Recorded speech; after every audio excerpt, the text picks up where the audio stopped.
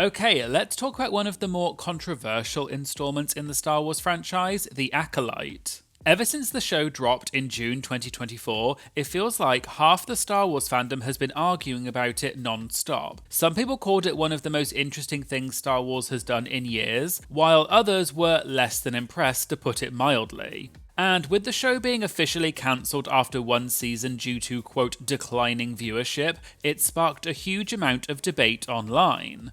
But was The Acolyte actually that bad, or is it just another case of the Star Wars fanbase being famously hard to please? Let's break it down. First, a little context. So The Acolyte is set during the final days of the High Republic era, which is about a century before the Phantom Menace. That alone makes it unique because we've hardly seen this period done in live action. During this period, the Jedi are at the height of their powers, the galaxy seems relatively stable, and the Sith are believed to be extinct. The series follows a former Padawan named Osha, who reconnects with her old master, Sol, and gets pulled into a mystery involving a series of murders, Osha's apparent evil twin sister, May, a dangerous Sith master, and a hidden conspiracy. It promises political intrigue, moral ambiguity, and a fresh take on the Jedi. However, for all of the intrigue that the show promised, it received a pretty negative reception, so let's look at some of the biggest criticisms of the show.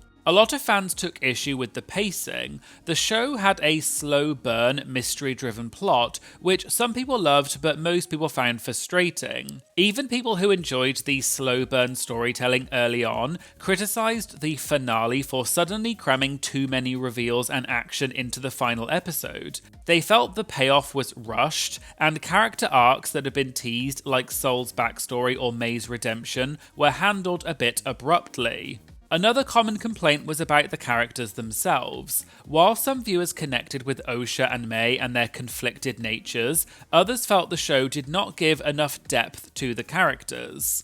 Supporting characters like Master Sol and Jedi Knight Indara had potential, but a few episodes in, it felt like we still didn't really know them. And in the case of Indara, played by Carrie-Anne Moss, the character died in the first episode with a few sporadic appearances sprinkled in the rest of the show, which annoyed a lot of fans who wanted to see more of Carrie-Anne in the show, especially after she was teased so heavily in the trailers. Then there's also the issue of the tone of the show. The Acolyte leans into a slightly darker, more psychological style of storytelling. It plays with moral grey areas, questioning whether the Jedi's rigid code and detachment from emotion might actually cause problems rather than solve them. This was something we've seen hinted at in Star Wars before, but rarely seen explored in such a direct way.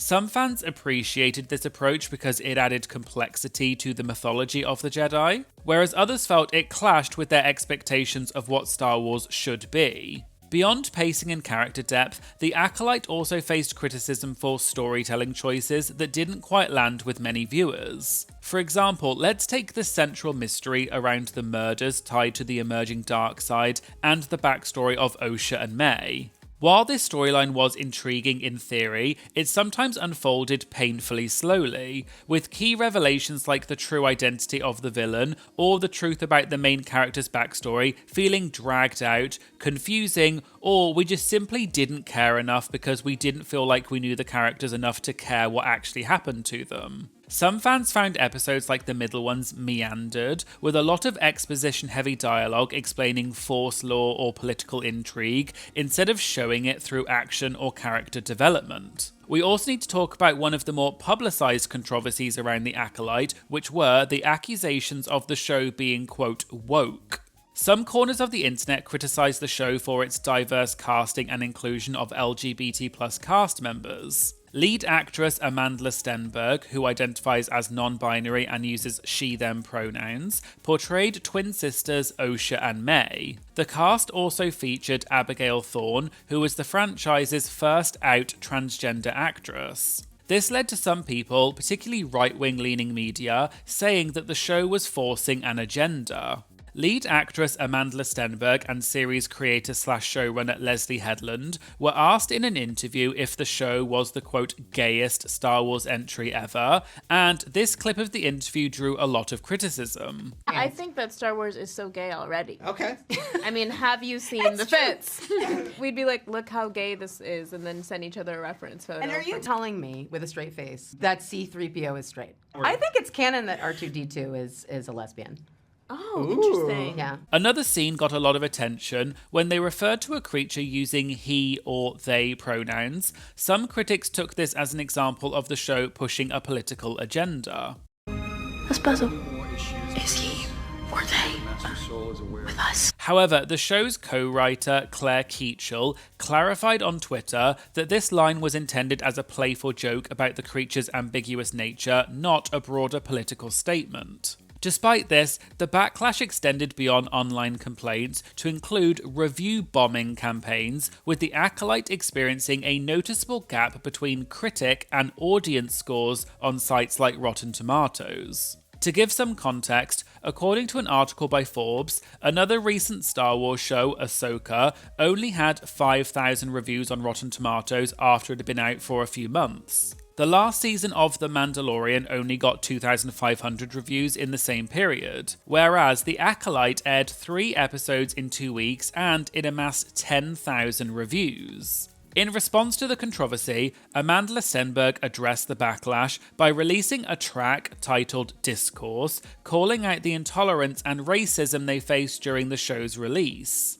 Discourse, we so discourse. I'm going viral on Twitter again. Open up the news, find some interesting things. Series co-star Jodie Turner-Smith, who played Mother Anastasia, also spoke out publicly about feeling unsupported by Disney in the face of racist and bigoted online attacks. In an interview with Glamour UK magazine, Jodie said, quote, "It's disappointing to feel like your studio is not having your back in a very public-facing way. They've got to stop doing this thing where they don't say anything when people are getting effing dogpiled on the internet with racism and bull bleep." You may remember that something similar happened to actress Moses Ingram, who played the third sister in the series Obi-Wan Kenobi, who said she received hundreds of racist messages after appearing on the show, and the series' lead actor, Ewan McGregor, issued a statement condemning the racism. But going back to The Acolyte, it's worth noting that while the controversy became a major talking point, many fans appreciated the show's efforts to broaden representation in the Star Wars universe. For them, the show's inclusivity was a step forward and added a valuable dimension to a galaxy that should feel as diverse as the audiences watching it. Now, on the positive side, I think The Acolyte does deserve some credit for trying something different. The show introduced new lore, expanded on the High Republic setting, and wasn't afraid to challenge the Jedi's image as flawless guardians of peace. It brought up interesting questions about power, fear, and the consequences of trying to be morally absolute. Visually, the show looked great. The production design captured the elegance of the High Republic era, the lightsaber duels, when they did happen, were well choreographed, and the Force abilities we saw were unique and creatively staged. The show also didn't always rely on nostalgia or familiar characters to carry the story, which is also a rare move in modern Star Wars. As for the performances, Amanda Stenberg as Osha/May delivered a decently layered performance that carried much of the series. The supporting cast also had their moments too, even if the writing didn't always give them enough to work with. So the ultimate question is, was The Acolyte really that bad? I think the answer is both yes and no. The show did have undeniable major flaws, such as uneven pacing, undeveloped characters, a slightly meandering and at times boring storyline, and a tone that didn't land for everyone, which is probably why the show got cancelled after 1 season. But I think the show also had ambition. It took risks, told a different kind of Star Wars story, and opened up new corners of the galaxy for future stories to explore. So while the show was not necessarily amazing, I'm not sure it deserved the level of negativity that it received. Like a lot of Star Wars projects though, it'll be interesting to see whether time will be kind to The Acolyte.